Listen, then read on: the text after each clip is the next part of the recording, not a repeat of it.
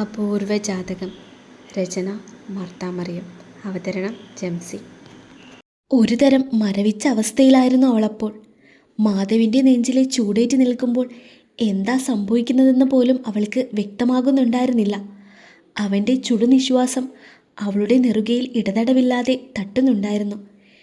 പെട്ടെന്നെന്തോ ഓർത്തതുപോലെ തീർത്ത അവനെ തള്ളി മാറ്റിക്കൊണ്ട് കിതച്ചു. പിന്നെ കണ്ണീരോടെ അവനിൽ നിന്നും മുഖം വെട്ടിച്ചു. തീർത്ത. മാധവ് അരികിലേക്ക് നീങ്ങിയതും അവൾ പിറകിലേക്ക് അടിവെച്ചു. മാധവേട്ടൻ പൊയ്ക്കോ, ഇടർച്ചയോടെ അവൾ പറഞ്ഞു. ഇല്ല, ഞാൻ ചോദിച്ചതിന് എനിക്ക് മറുപടി വേണം.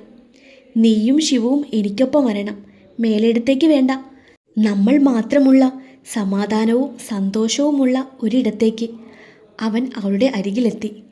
ഇല്ല, അതൊന്നും ഇനി നടക്കില്ല. ദയവ് ചെയ്ത് മാധവേട്ടൻ ഇവിടെ നിന്നും പോകണം, പ്ലീസ്. അവൾ അവന് മുന്നിൽ കണ്ണീരോടെ കൈകൂപ്പി. എന്തിന് ഞാൻ പോകണം? ഞാനിപ്പോഴും നിന്റെ പഴയ മാധവ് തന്നെയാണ്. അവൻ അവളുടെ കയ്യിൽ പിടിച്ചു. അല്ല, മാധവേട്ടൻ ഇപ്പോൾ ആർദ്രയുടെ ഭർത്താവാണ്. കരച്ചിൽ ചീളുകൾക്കിടയിലൂടെ അവൾ പറഞ്ഞൊപ്പിച്ചു. ചതിച്ച് കഴുത്തിൽ താലി കെട്ടിയത് കൊണ്ട് മാത്രം അവൾ എൻ്റെ ഭാര്യയോ ഞാൻ അവളുടെ ഭർത്താവോ ആകുമോ? അവളുടെ കഴുത്തിൽ കിടക്കുന്ന താലി ഞാൻ കെട്ടിയതാണോ എന്ന് പോലും എനിക്കറിയില്ല. എൻ്റെ മനസ്സിലും ജീവിതത്തിലും ഒരു പെണ്ണേ ഉള്ളൂ, ഒരു പെണ്ണ്.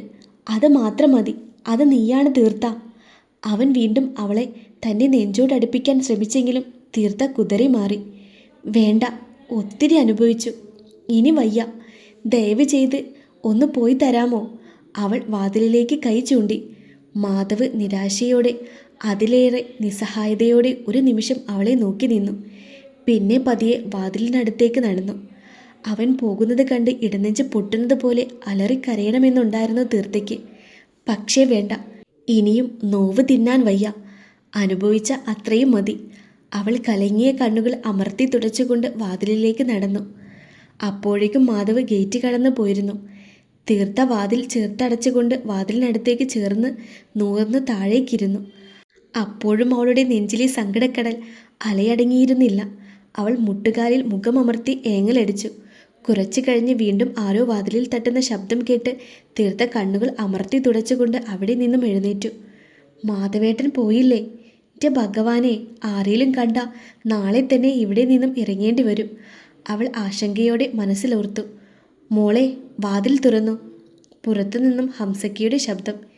ഇക്ക എന്താ ഈ സമയത്ത്? അവൾ വേഗം തന്നെ വാതിൽ തുറന്നു. മോളെ, ഇവിടെ ആരോ വന്നെന്നും ബഹളമുണ്ടാക്കിയെന്നും അപ്പുറത്തെ രമ വിളിച്ച് പറഞ്ഞു. എന്താ കാര്യം? ഹംസക്ക ചോദിച്ചു. അത് മാധവിനെ എന്ത് പറഞ്ഞ് പരിചയപ്പെടുത്തുമെന്നറിയാതെ അവൾ വല്ലാതെയായി.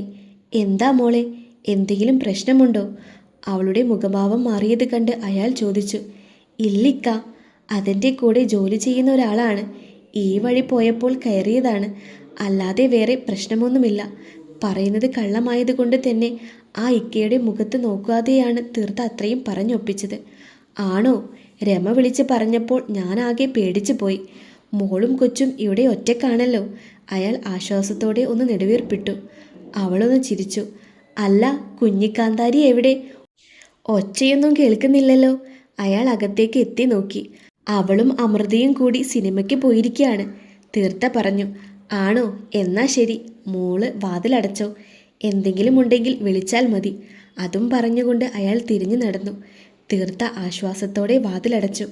ഇതേ സമയം തൻ്റെ കാറിൽ എങ്ങോട്ടെന്നറിയാതെ ഡ്രൈവ് ചെയ്യുകയായിരുന്നു മാധവ്. അവന് തിരികെ മേലിടത്തേക്ക് പോകാനോ അവിടെയുള്ളവരെ കാണാനോ താല്പര്യം തോന്നിയില്ല. എന്തുകൊണ്ടാണ് തൻ്റെ ജീവിതത്തിൽ മാത്രം ഇത്രയും അനിഷ്ടങ്ങൾ സംഭവിക്കുന്നത്? പതിയെ പതിയെ തീർത്തയെക്കുറിച്ചുള്ള ഓർമ്മകൾ അവൻ്റെ മനസ്സിൽ മിന്നിമറഞ്ഞു. അവളും ഒന്നിച്ചുള്ള മനോഹര നിമിഷങ്ങൾ അവൻ്റെ മനസ്സിനെ പിടിച്ചു വലിച്ചു. ഓർമ്മകൾ അവൻ്റെ തലച്ചോറിനെ കാർന്നു തിന്നാൻ തുടങ്ങി. പെട്ടെന്ന് കണ്ണിൽ അതിശക്തമായൊരു പ്രകാശം തട്ടിയപ്പോൾ അവൻ്റെ കാലുകൾ ബ്രേക്കിൽ അമർന്നു. കാറ് വലിയ ശബ്ദത്തോടെ നിന്നു. എതിരെ വന്ന കാറിൽ നിന്നും ആളുകൾ അവനെ എന്തൊക്കെയോ പറയുന്നുണ്ടായിരുന്നു. ഒരു മൂളൽ പോലെ അവൻ അതെല്ലാം കേൾക്കുകയും ചെയ്തു. പതിയെ കണ്ണുകൾ അടയുകയും അവൻ സ്റ്റിയറിങ്ങിലേക്ക് തല ചായ്ച്ച് കിടക്കുകയും ചെയ്തു. അപ്പോഴും അവൻ്റെ ഓർമ്മയിൽ നിറഞ്ഞു നിന്നിരുന്നത് നിറപുഞ്ചിരിയോടെ നിൽക്കുന്ന തീർത്തയുടെ മുഖമായിരുന്നു. പിന്നെ കണ്ണു തുറക്കുമ്പോൾ ചുറ്റും നല്ല പ്രകാശം പരന്നിരുന്നു. അവൻ കണ്ണു തിരുമ്മിക്കൊണ്ട് ചുറ്റും നോക്കി. ഈശ്വര, ഇത്ര പെട്ടെന്ന് നേരം വെളുത്തോ? താൻ ഇത്രയും നേരം ഈ കാറിൽ കിടന്നുറങ്ങുകയായിരുന്നു. അവൻ വേഗം ഡാഷ് ബോക്സിന് മുകളിൽ നിന്നും ഫോൺ എടുത്തു. സൈലൻ്റ് ആയിരുന്ന ഫോണിൽ 50 മേലെ മിസ്ഡ് കോള്. അവൻ വേഗം തന്നെ അൺലോക്ക് ചെയ്ത് ആരുടെയൊക്കെ മിസ് കോൾ ആണെന്ന് നോക്കി. ആർദ്രയുടെയും അമ്മയുടെയും മിസ്ഡ് കോൾ. അവൻ പൂർണ്ണമായും തന്നെ അവഗണിച്ചു. പിന്നെ വേറെ അൺനോൺ നമ്പറിൽ നിന്നാണ് കോളുകൾ. അതിലേക്കും അവൻ തിരിച്ചു വിളിച്ചില്ല. അവൻ അച്ചമ്മയുടെ നമ്പർ ഡയൽ ചെയ്ത് ചെവിയോട് ചേർത്തു. കണ്ണാ, നീ എവിടെയാ? നിന്നെ വിളിച്ചിട്ട് കിട്ടുന്നില്ല എന്ന് പറഞ്ഞ് പാർവതി ഇങ്ങോട്ട് വിളിച്ചിരുന്നു. നീ എവിടെയാടാ കണ്ണാ?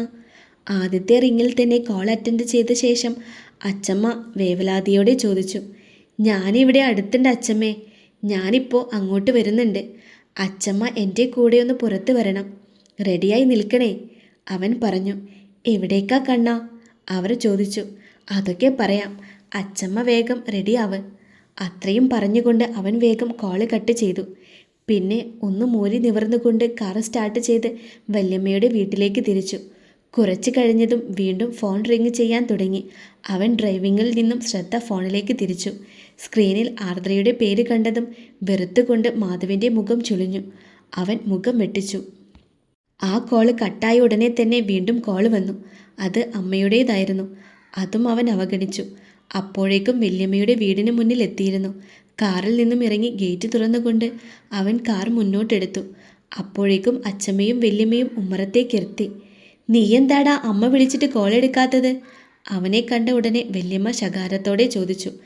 അതിന് മറുപടി പറയാതെ അവൻ അച്ചമ്മയെ നോക്കി. ഞാനിപ്പോൾ വരാം അംബികെ.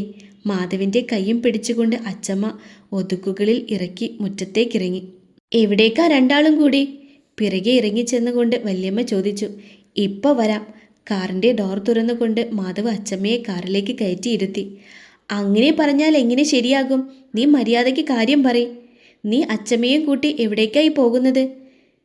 നീ എന്താ അമ്മ വിളിച്ചിട്ട് എടുക്കാത്തത്? ഇന്നലെ രാത്രി മുഴുവൻ നീ എവിടെയായിരുന്നു? എന്തിനാ വെറുതെ ആ പാവത്തിനെ ഇങ്ങനെ തീ തീറ്റിക്കുന്നത്? വല്യമ്മ ദേഷ്യത്തോടെ ചോദിച്ചുകൊണ്ടിരുന്നു. എന്നാൽ മാധവ് അതിനൊന്നും മറുപടി നൽകിയില്ല. അവൻ കാറിൻ്റെ ഡ്രൈവിംഗ് സീറ്റിലേക്ക് കയറി കാറ് റിവേഴ്സ് എടുത്ത് ഗേറ്റ് കടന്നു പോയി. അഹങ്കാരം പിടിച്ച ചെറുക്കൻ, വെറുതെയല്ല ഗുണം പിടിക്കാത്തത്. അവരുടെ കാർ ഗേറ്റ് കടന്ന് പോകുന്നത് കണ്ട് വല്യമ്മ പെറുപെറുത്തു. എവിടേക്കാ കണ്ണാ? നീ എന്താ വല്യമ്മ ചോദിച്ചിട്ട് ഒന്നും പറയാതിരുന്നത്? എന്തെങ്കിലും പ്രശ്നമുണ്ടോ എൻ്റെ കുട്ടിക്ക്? മുറുകിയ മുഖത്തോടെ എന്തോ ആലോചനയിലിരിക്കുന്ന മാധവൻ്റെ കയ്യിൽ മെല്ലെ തൊട്ടുകൊണ്ട് അച്ചമ്മ അലിവോടെ ചോദിച്ചു. പറയാ അച്ചമ്മേ. അവൻ്റെ മുഖം തെല്ലഴഞ്ഞു. അവൻ അച്ചമ്മയെ നോക്കി പുഞ്ചിരിച്ചു. തെളിച്ചം കുറവാണെങ്കിലും ആ മുഖത്തെ പുഞ്ചിരി കണ്ട് അച്ചമ്മയ്ക്ക് ആശ്വാസമായി. അവർ അവൻ്റെ താടിയിൽ പിടിച്ചുകൊണ്ട് മുത്തി.